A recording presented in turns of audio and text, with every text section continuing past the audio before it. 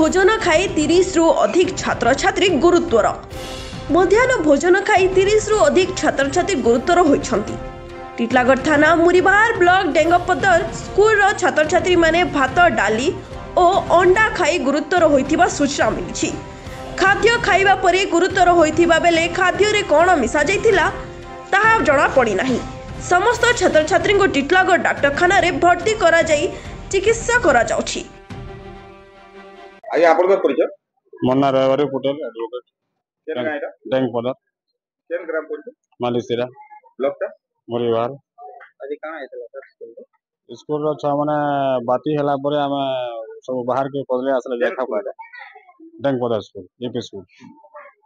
तापर हम जानवा कोनो बाती हला बोली जेकर पचाना जतबले से मास्टर माने नहीं जानो भी बोले जतबले आने माने बोलते सरफ पड़ीथिला बोले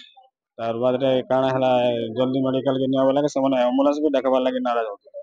निजे एम्बुलेंस डाकनो टेम्पो टुम्बा धर के समस्या माने केते जन से आक्रांत होइल छुआ माने 30 40 50 माने आ धीरे धीरे आउछन तले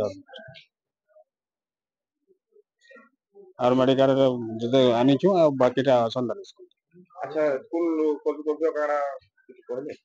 स्कूल करते तो नहीं आवाज नावा लागि से माने भयभीत होते बहुत कष्ट आनी छु माने अच्छा सर प्रधान शिक्षक को समझाना लेडीज के अचन डांग बोल काना कहबा बोले हम पूर्वरु मीडिया रे भी देथिलो किंतु ताके ट्रांसफर बदले तांको घंटो गडोछन सरक गुण डाला हिसे भात रे जे मरचा उनके हॉस्पिटल में भर्ती करा हिसे केना जाला सरक गुण डाला जे कोना डाली दे कर से मने रंजन मत दी दे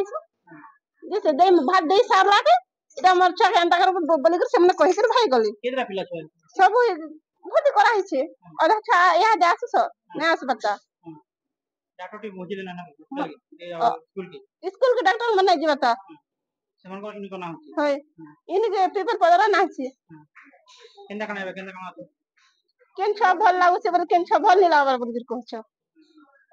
सरफ पकले के कहां पजे कहां परिचय से माने कहि नि देबा ना से डॉक्टर मास्टर मन के सब डरी करी सन घर भाई गले ना केंदा करता अच्छा हमन कहछ मत पेट दर्द दउ छे मत मुड़ दर्द दउ छे बलि कर कहछ स्कूल रे मास्टर के कहलो हर मास्टर के रंजन मन कहबा रंजन मन कहि छले निकन भाई से ताई मके देल को लोभ लागला।